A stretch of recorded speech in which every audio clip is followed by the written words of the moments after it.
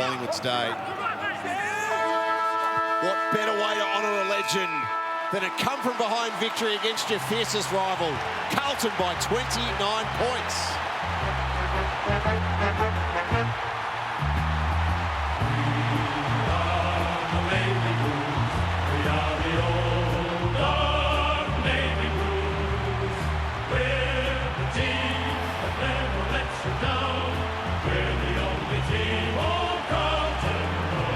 Hard to believe after all of the footy these two sides have played against each other.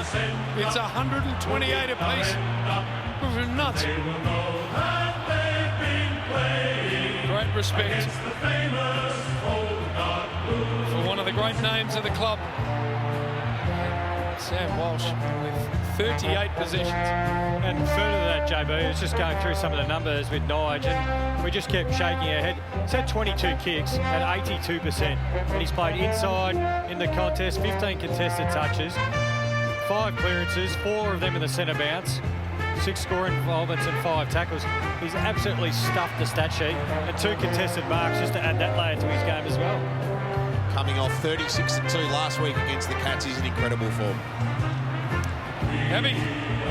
Sam, congratulations. It was all the pies early, but you must be really proud of the efforts out here today just to dig deep and run over the top in the end. Yeah, definitely. We probably had a disappointing last quarter last week, and to respond in that manner, and I thought we played really good team footy towards that end, and yeah, it was good to get it back on our terms and forwards converted well, which is nice. We're becoming more and more accustomed to seeing you hit the scoreboard and have dominance inside that 50-yard, but talk us through that goal. Really important one in the last quarter, and a good celebration from you as always. Yeah, I always get a little bit carried away with the celebrations, but yeah, I was happy to see it go through. It sort of opened up nicely for me and just chucked on the boot, and yeah, it was a few vital goals from Harry as well, which he converted, so it was nice to get that win. With your partner in crime, Paddy Cripps, missing today, I thought that Paddy Dow and Kennedy really stood up in the midfield for you. Yeah, they're looking great, and the growth of our group coming up, and we have to stand up when a guy like Cripper, who's so strong and such a good leader for us, really made the team effort today, and it's great to see the progression of those boys really taking the game to the next level, and got to continue to do it. And what about you guys down back? I thought Jacob Weitering, your stand-in skipper today, was sensational. He was marking everything in the air, and also good to have Liam Jones back out there this evening. Yeah, I think the last 5 weeks we've had a real focus of team defence, and those guys, we always know what we're going to get out of them, but if we can help them ahead of the ball, it gives them great opportunity. You know, I think we've seen today their dominance in the air, but even some of the hits from guys like Liam Stocker and that to help them out around their feet. It's real progression, and I love playing alongside those guys. Well done, Sam. Another great performance by yourself as well. 38 disposals, and the Peter Mac Cup is yours. Well done. Thanks, Abby. Cheers. Appreciate it. Happy Blues. Look at that. 260 games played, and you can't split them. Patrick Cripps would be happy watching that effort, especially the last 50 minutes. 9 of the last 10 goals of this game, and it's an emotional day for Jack Silvani. Such a massive part of the family lost during the week. Abby. Well, Jacob, you just got presented the cup by Sam Walsh. Yeah, a little bit different. He was the best player on the ground, if that's fair. Yeah, but congratulations. A wonderful finish by your boys, Skip, and always nice to take home the Peter Mac Cup, isn't it? Yeah, it was good. 1 from 1 for me, but no, it was a different challenge for us. Obviously, coming off last week, we probably beat ourselves against Geelong, and we reviewed it pretty hard. The boys trained bloody well, and I guess we're missing a few guys as well. So it shows the character of the group, and Teague and the coach has done a great job to get us up, and yeah, good win by the boys. Well, what was discussed at three-quarter time, and how much belief did this group have that you could come over the top and take the points? Yeah, there's been a lot of talk, obviously, outside the club with the review, and I guess a lot of things are going on outside the club, but it's a very resilient group.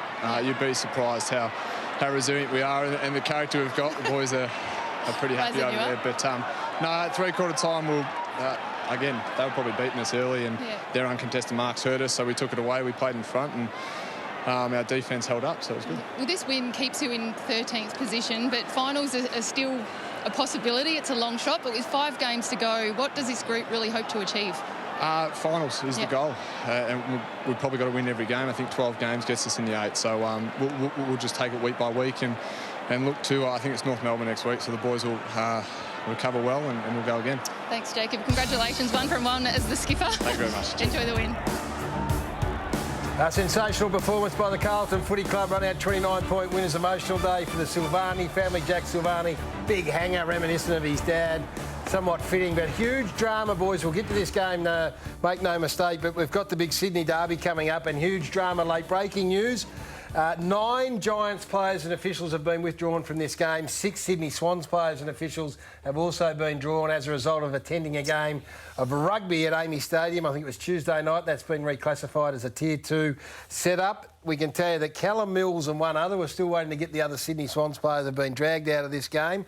And from a GWS Giants point of view, Toby Green and Matt DeBoer won't be playing today. So the COVID crisis continues. Johnny Ralph's going to join us. He's chasing hard to get that other name. The rest of them are officials, clearly. So 9 Giants players and officials, 6 Swans players and officials. Callum Mills, 1 for the Swans, Toby Green and Matt DeBoer, the other 2. Yeah, probably lucky there was only 2 players from each club, otherwise that game had to be postponed. The GWS had wanted to postpone because most important player is not out there. Early reports were up to 14, and that's been, as I said, Ralphie will give us the full details in just a moment. But this is the world we live in, boys, and let's hope that we can get this season done, this round done. It's the lag in time, isn't it? So that 14 days retrospectively, that you're going back when there was almost clear air in terms of COVID numbers in Victoria, and all of a sudden it blows up, and decisions you were making retrospectively 14 days ago come back to bite you. So it looks a lot different. The game will still go ahead, so that's coming up in just a moment. So let's celebrate this great victory by the Carlton Footy Club and get to John Ralph, who updated us with the latest. They kicked 9 of the last 10 goals,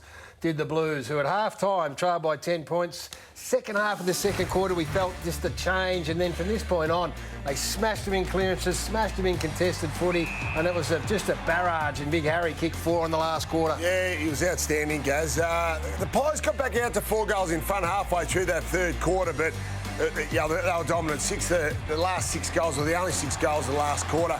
2 critical snaps there. So Eddie Betts crumbs that beautifully. Should have been punched through by Quaynor and Grundy. And then look at this man, Sam Walsh, who we're going to talk about further. What a finish. He did this against Fremantle a couple of weeks ago at the MCG with another great finish.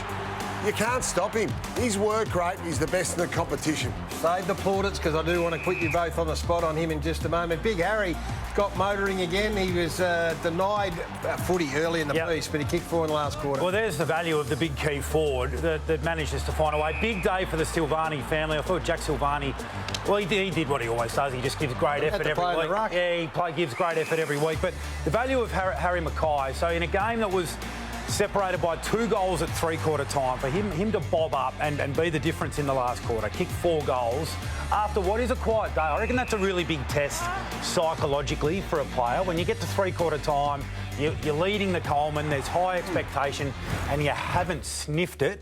To come out and kick 4 says a bit about what he's got upstairs. He's done that twice this year, Rui, hasn't he? I think he might not have been 4, but I definitely reckon he kicked 3 in a critical last quarter earlier on the season when he was sick and he hadn't touched it. A lot of players can get to three-quarter time in that situation when they haven't touched it, and they just think it's not my day.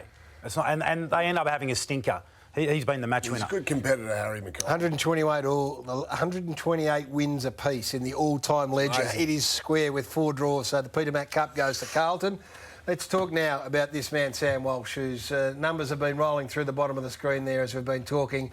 It's more than just numbers. I know he's had 39 possessions, but this is in the absence of their captain, Patrick Cripps, so he's not there. So then you think, OK, when you spoke pre-game, you looked at it on paper and you thought, well, this Carlton lineup is a little bit light on. His form over the course of the whole season, but in the last 6 to 8 weeks, I think we're just watching something really special. I mean, we can all go to our sort of plaudits book and throw it on the table and say he's the best. I just think this kid has got... You look at him and he understands footy like few I've seen come through in recent times. Yeah, so it's the numbers and it's the situation that he was presented with. So you talk about midfields that bat really deep and what that does for the individuals, how they can spread the load.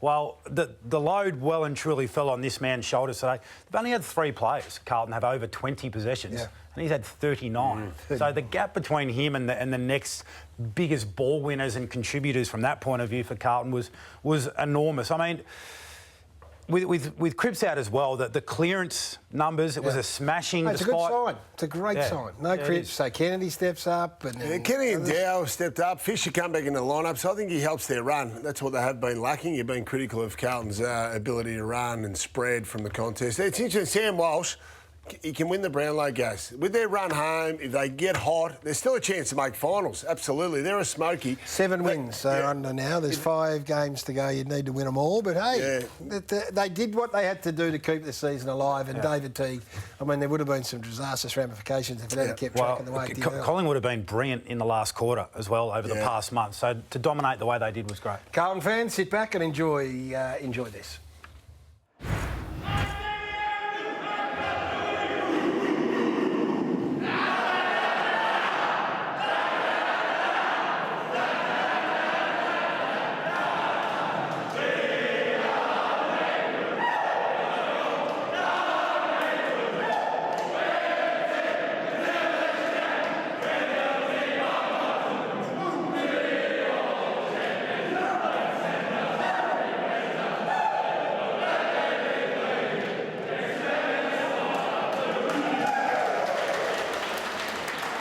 Season live, 29 points, fantastic win. We'd like to celebrate it more, but high drama coming out of the Sydney Swans and the GWS camp. Let's go straight to the newsroom with Johnny Ralph.